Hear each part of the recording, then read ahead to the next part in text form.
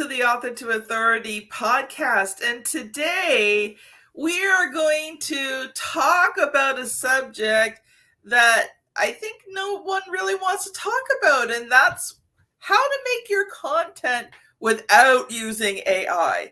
Because I think when you are looking to be that authority in your niche, to be that expert, AI is not really your friend. So I've been looking forward to this conversation today with Andrea Dell. Now, Andrea is on the podcast today. She's a copywriter to mission-driven women.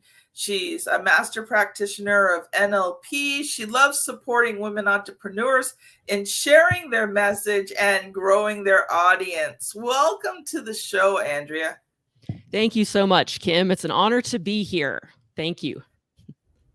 So, the title is How to Make Your Content Stand Out in, the sea of AI. So, I guess the first, probably the most obvious question is, should people who are looking to promote their business be using AI to create their content? That's a great question, Kim. And my personal opinion is that it depends. AI can be, the best use that I've found for it is idea generation. It can get you out of blank page syndrome and just get the juices flowing. Beyond that is where, in my opinion, it starts to fail us. And that's because it is so generic. It sounds exactly what it is, a machine trying to sound like a human. It might as well be an alien life form trying to sound like a human. And it's just weird.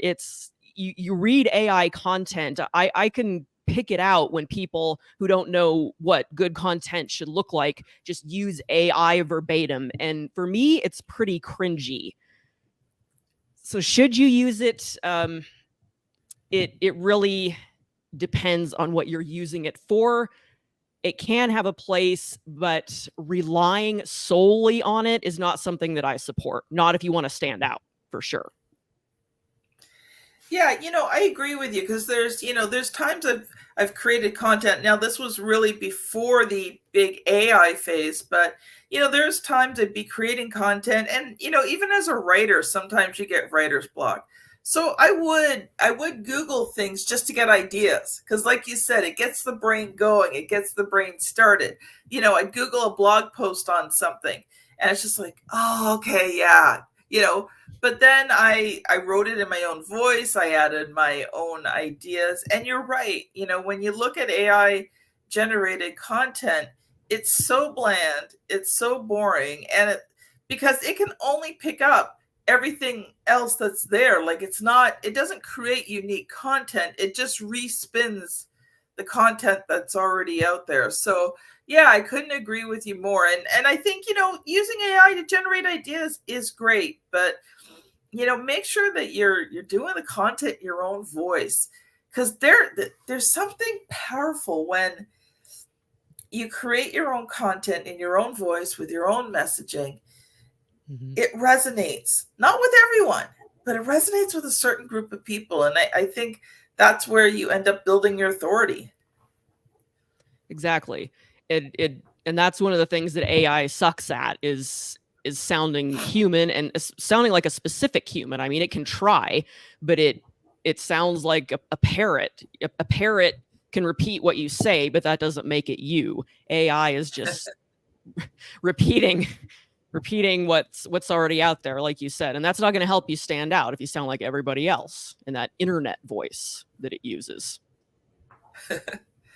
So let's dig a little bit deeper here. So, you've brought with us 3 simple ways to make your content stand out. So let's talk about the first one. All right. So the first one is to tell your stories. This is something that AI doesn't have the information for. Even if your book is out there and it pulls some information from your book, you have blog posts, videos, things like that, it still is not you. It doesn't have every life experience you've ever had. It does not have your day-to-day experiences. telling your own stories and then relating them to why your readers should care. When you do that, pretty much anything can be unique, interesting content that is also relevant to the people you're trying to reach. The key is just to tie it together. I call it building a bridge. You can tie anything to anything, and it opens up this sea of content possibilities. It makes you relatable to tell your own stories. It makes you human, which we've already established AI sucks at. It gives people a way to connect with you. And well, it does. I'm so blunt, but it does. It's terrible at sounding human, and that's why it's so funny. It either, like you said, it's either so bland and boring, or it just exaggerates. Sort of like the cartoon Family Guy. It's the cartoon to offend everybody, but they have these two foreign guys on there who speak English technically correctly, but they use words and phrases that a native English speaker would never use. They phrase things in a way that a native English speaker would never use, and AI does that. It just is. It's terrible. That's why, one of many reasons why telling your own stories is going to trump AI. It gives people a way to authentically connect to you, get to know you. We all prefer to do business with people we feel like we know. We'll choose that to a point anyway. It depends on the context, but over someone who charges less, things like that. We want someone that we know and feel connected to. Sharing your stories is a way to build that connection. And something that I like to have people do is start with your pivotal moments in your life. How did you get to where you are? Look back at the parts of your life that are just big, life-defining moments that maybe at the time you didn't even know they were going to be a part of you getting to where you are now. But in hindsight, you can see that, yes, they were. For example, getting fired unexpectedly from my job in 2017. Did not see that coming. I'd been there for almost 18 years. Walk in, and it's at the end of the day, not when I walked in, but at the end of the day, clean out your desk, leave your keys on the counter. Okay. If that hadn't happened, I wouldn't have my copywriting business, because that was a catalyst to say, look, I really would rather do my own thing after all. And I was too chicken to go and do my own thing. So I believe this was God throwing me out of the nest and helping me learn to fly. But I did. That's an example of one pivotal moment. If you're not sure what to talk about to tell your stories, then make a list of pivotal moments. They can be big, like I got a divorce, I retired, my child died. It can be really the dramatic, heart-wrenching stuff, but it can also be I got in a mild fender bender and realized this. So take a look at those, and I think you're going to see that there's quite a lot of pivotal moments that you could pull from to tell your story and stand out. I couldn't agree with you more, Andrea. And when you talk about your pivotal moments, sometimes it's the smallest thing. One of the biggest pivotal moments for me in my journey, audience, you've heard me talk about, how my story, the power of words, how I went from being told at 7 that I shouldn't write because I wasn't a good writer to owning a publishing company. But that pivotal moment back in 2011, when I had to overcome, those words in my head and write that first blog post. Now, a blog post, not that big of a deal, but that was, that small pivotal moment.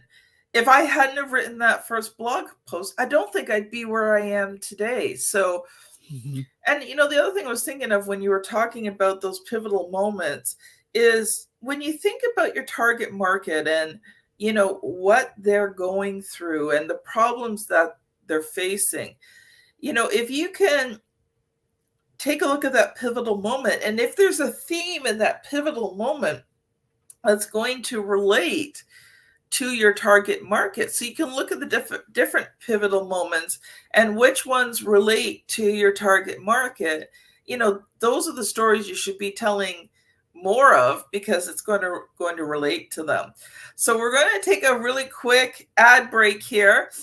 Audience, RTI Publishing has lots of resources to help you build your business faster, write your book, be the authority in your niche, and you're going to hear a short ad for one of the free resources that we have. Welcome back. Andrea, I really enjoyed that first section with, talking about the stories. So let's get on to number 2, because I know you've brought 3 of them for us today. I have. Number 2 is to sound like you. And I wasn't planning to rhyme when I said that, but there we go. By sound like you, that's exactly what it means. And you talk about this in your Author to Authority Volume 1 book, Kim, I saw. You sound like you. And what does that mean? Well, it means your personality, your style, your quirks.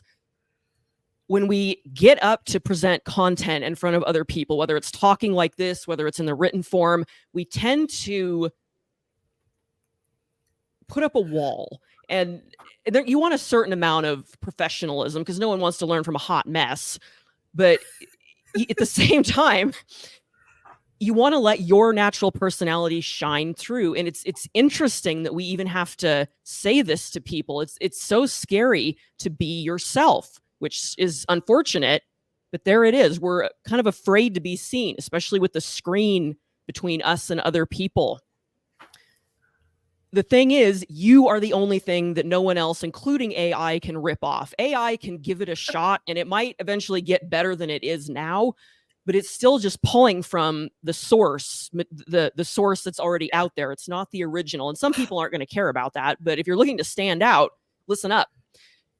Being you, your own style, your own personality, your sense of humor. If you're not funny, then maybe that's not your unique brilliance. Then you don't have to necessarily be funny, but it's okay to let that out and drop enough of that dry, professional, stiff thing that we try to do to present as what? I don't even know. This idea that it's professional to sound like a drone. I'm not a fan. And I get it, but I'm not a fan. If somebody were listening to this and saying, well, I don't really know how to sound like me, I don't even know what that is, then here's what I suggest for my clients who are maybe a little earlier in their journey, not necessarily ready to pay me, but I help people rise up to that point too. Record yourself talking in a casual conversation where you're not putting up a bunch of walls and defenses and trying to impress anybody. Record it and then get it transcribed. And you can use AI for that. AI is great at getting you a transcription that's good enough for this. I like otter.ai. Use whatever works for you. You can also get it transcribed by a human and then read it. And if you can stand to, listen to it. Listening to your own voice, some people find uncomfortable, myself included. What I find most helpful, though, for myself is to see what I'm saying. And that gives me a way to just notice my style and then be able to marry that with a little more refinement and enough professionalism so that, again, you don't sound like a hot mess. The way we talk in casual conversation is awful if you're trying to present content typically. But it's a starting place, and you can marry those two things. My book, I voice recorded the first draft to be able to get my voice out of it. The whole entire first draft, 30,000 some words, I did that, and it just helped me see how I talk. And I think that's a great tool for anybody to get started. And then another way you can do it is to talk to people who know you really well and aren't going to sugarcoat this for you necessarily, but ask them to identify your style. Ask them for help with that. For example, and please put your ego aside for this, all right? Ask them, do you think I'm funny? Am I direct? Am I kind? Whatever your style is. Sometimes it can be hard to figure out from inside our own heads, but you can ask people around you who you know are going to give it to you straight. They're not going to be jerks, but they're not going to sugarcoat it either. That's a great way to figure it out. My style, for example, is direct. It's wacky. It's funny in a way that can be sarcastic, sometimes maybe a little too sarcastic, but and it can be inspiring in a raw way too. That is my voice. When I'm sounding like me, that's how I'm sounding. So to stand out from AI, sound like you, because no one else can sound exactly like you without looking silly, because they're obviously copying you, kind of thing. The funny thing about that is that there was a time I could not tell a joke to save my life. So when I was a kid, I memorized one joke so that if I absolutely had to tell a joke, at least I could tell something. But I was in Toastmasters and I wanted to improve humor in my speech. So I challenged myself by doing, they have different topics that you can study and prepare speeches on and get feedback. So I actually did the humor track to learn more about, timing, about telling stories that are funny. But the funniest part was I would try to tell these stories, and the fact that I couldn't tell them well was what made them funny. Oh. So people were laughing at all the wrong spots, but it was a unique experience, because going through that, I actually realized where the funny points were, because they weren't laughing where I expected them to laugh. They were laughing in other places. And so when I went back and I examined it, I'm like, oh, okay. Now, if I had to be funny on demand, I probably could not do it. But I do have I've learned to tell funny stories from my life. So one of the speeches I did was Captain Patience and his sidekick Gullible Girl, aka me and my dad, because my dad had to have patience raising me. Oh. But I think, one of the things you talked about was the authenticity and not going into your professional voice, because we all have that professional voice that we can use, and it's just there, and I just want to be me. I recently did a conference, and it was so fun. I tested out a new speech, but I got to be me in the speech. I wrote it so that I could be authentic, not salesy. It was a sales speech, but I wanted to provide value, and the feedback I got was good. So I'm like, okay, so I can be me a little bit more. So I like that. Andrea, we've got point 3. I want you to share a little bit about your story, and we want to talk about your book. So let's hit on to point 3. Okay. Point 3 is simply to connect authentically, kind of like what you were just saying, Kim, and that you talked about in your book too. We often show up to get in life. What can I get from this? And it's not that you won't get anything if you don't show up to get, but it's the darndest thing. You get attached to whether or not you're going to get something. You focus on, what am I going to get? And it becomes all about you. And interestingly, that usually backfires. It leads to the neediness and desperation energy, that clingy, creepy that we can feel from people a mile away, and you're just, get away from me. Whereas if you show up to give, and I'm going to give a couple examples of what that looks like, without any ulterior motive, even if you're intentional about how you're showing up, you can still show up to give in a way that is not that manipulative ulterior motive. And when people sense that you're not out to come in and get something from them, it's as though it gives them the space to be open to you. It sounds counterintuitive. Well, if I want to get something, I need to show up to get it, but without the attachment to whether you actually do get it. I think that's the key, is be intentional, yet don't be attached to whether or not it works out. And that frees you up to just show up as your best and give, and to listen, to ask the other person questions, to build that relationship. That's really what connecting authentically means. Build the relationship, pour into the other person without worrying about how much they're pouring into you. Be the person who shows up to give, because that's just who you are. That really is the best tip that I've found for an authentic connection.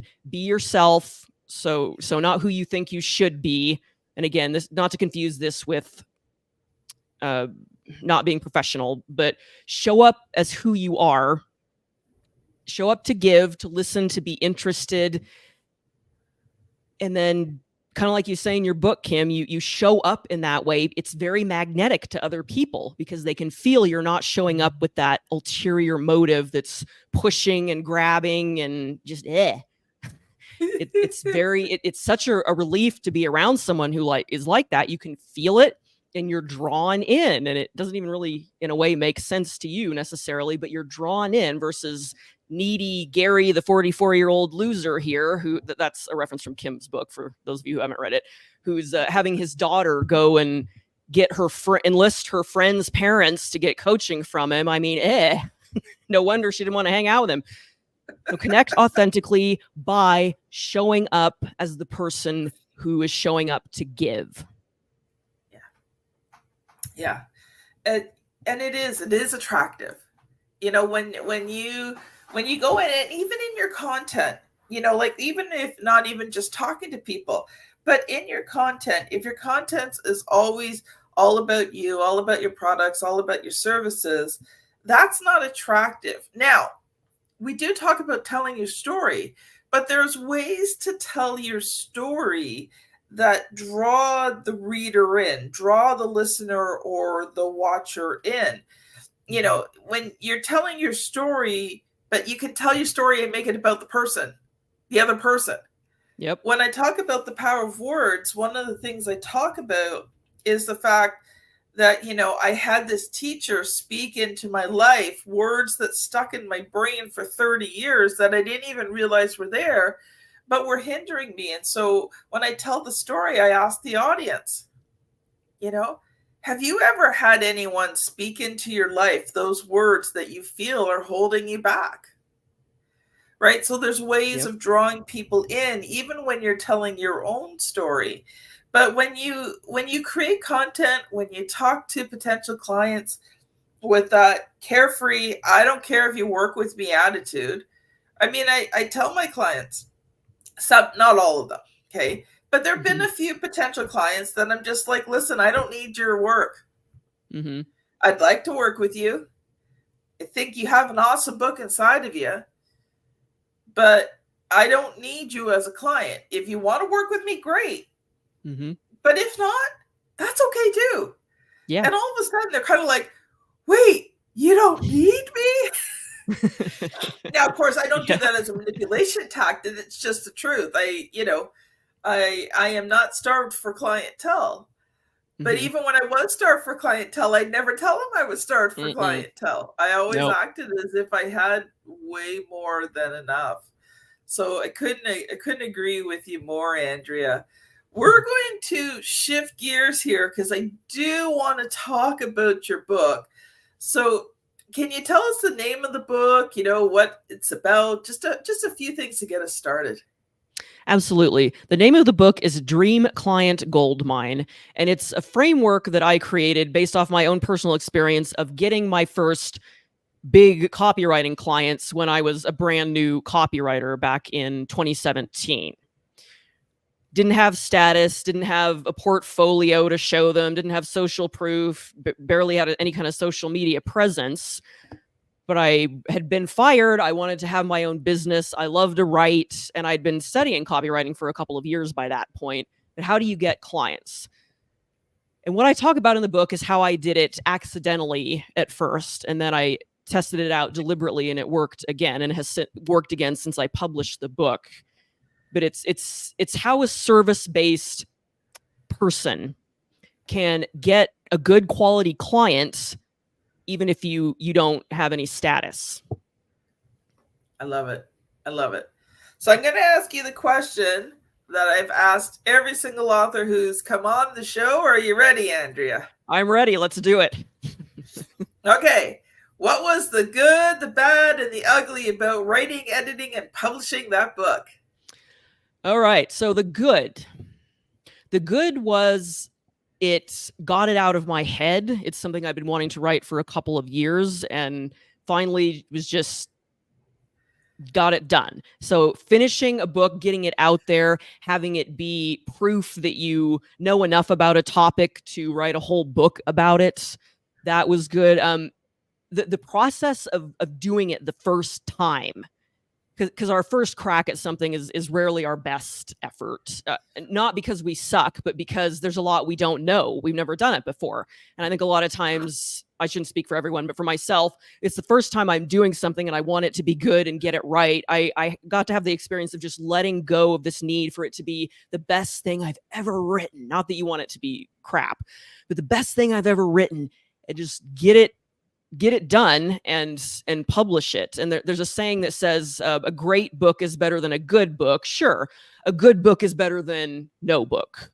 So it's a balance between how good is good enough. And I'm all for being professional with the book and having it be a representation of your business. For me personally, the good was the whole experience of finishing the book, putting a message out there that I believe can serve people, and showing from an authority standpoint that I know enough about this. I have enough to say about it to write a whole book about it. What about the bad and the ugly? The bad was, I don't know if I can think of a bad. The bad was more to do with the time that I was trying to write the book. My dog had been attacked by another dog and gravely injured, and I had to put her to sleep when I'd finished the first draft, and so I was working on getting it refined. And so navigating it while doing that was, getting the book finished while navigating that was challenging. What I did was take it just a little at a time, reread these 10 pages, reread this chapter, just chip away, chip away, chip away, chip away. And eventually I did get it finished, get it published. So if there's any bad in it, that was a lot of it. Some more that came up as I talk is the fear, I guess I would call it, of being seen. Because pouring yourself into a book and then putting it out there where total strangers can get that peek into you I found it to be extremely uncomfortable. Even writing content for years by this point, it was just a different level to the comfort zone, and the intensity of it caught me by surprise. For the ugly, I think it was the realization that publishing the book is just the first step. And I was already aware that was the case, but there's knowing it and experiencing it, Kim. And yes. I'm sure I don't have to tell you, the understanding, okay, now I've got this thing, what the heck do I do with it? It's the whole belief, if you build it, they will come. And even knowing that is BS, there was still an element of me that had higher expectations. And there was just that ugly reconciliation of the expectation and the reality of what was going to happen once the book was done. It's really like writing a book is really like a chapter of a book. It's you finish a chapter in the book, promoting it is the next chapter. Yeah. Well, it's like having this baby, you're pregnant for the first time and you think everything's going to be amazing and wonderful. And then you have labor, and sometimes labor's good and sometimes it's not. Most times it's not.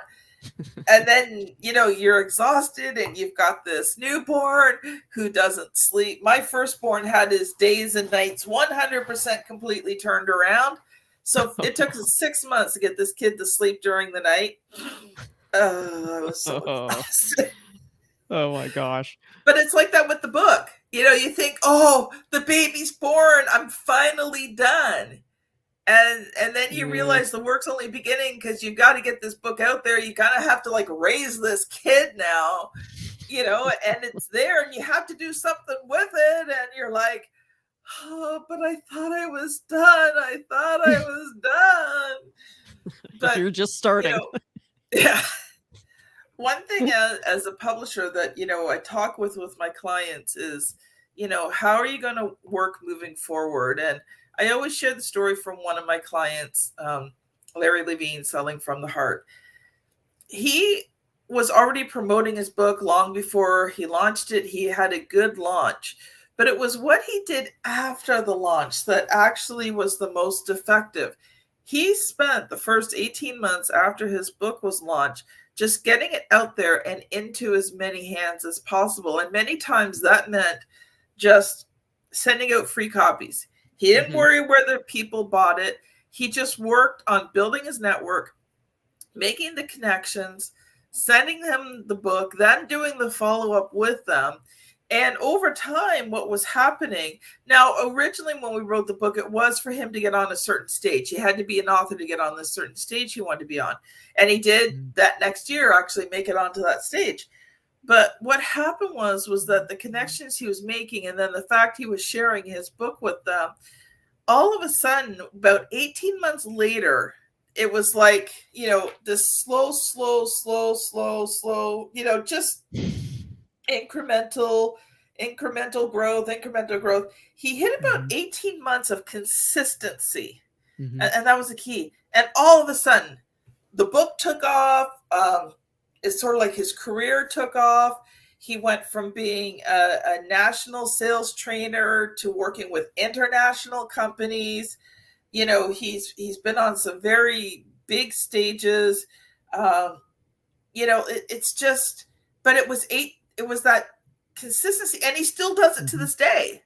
And that was, we published that in first book in 2018. So, nice. He's still going at it all this time later, and he's still getting the book into people's hands. So if I can encourage you, just get it into people's hands. That's, don't worry about big marketing plans and funnels and all that kind of stuff. Build your network, connect with them, ask them if they want your book, send them the book. And just keep doing the follow-up. It's not hard. It's time consuming, but it's not hard. The consistency, consistent promotion, one little piece at a time, stay in that momentum. It really compounds when you do it. Yeah. Well, Andrea, we're out of time. So what I would love for you to do is share one final thought. And then if people have enjoyed this conversation, how can they connect with you? All right. One final thought. The best policy for your content is to be you, tie it to why your audience should care. How is it relevant to them? You marry those two things, you're going to stand out from AI. You'd be hard pressed not to stand out from AI. And do it consistently, for the love of God, just like we were talking about. Do it consistently. And if you'd like to learn more about content creation, how to stand out with your content, things like that, the best place to go is to my website, andreadell.com, and sign up for my email list. I've got a freebie for you, 7 ways to stop the scroll. It is 7 types of content that human beings enjoy consuming, regardless of the topic, and even regardless of the vehicle, whether it's written, audio, video.